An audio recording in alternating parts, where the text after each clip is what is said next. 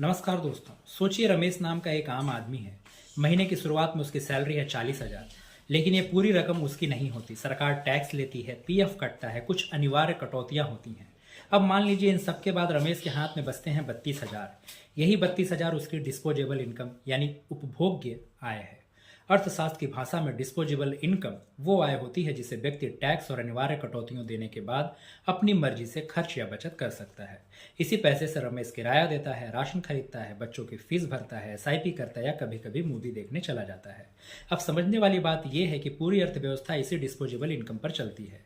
अगर लोगों की डिस्पोजेबल इनकम बढ़ेगी तो खर्च बढ़ेगा, मांग बढ़ेगी, कंपनियां ज्यादा उत्पादन करेंगी, नौकरियां बढ़ेंगी।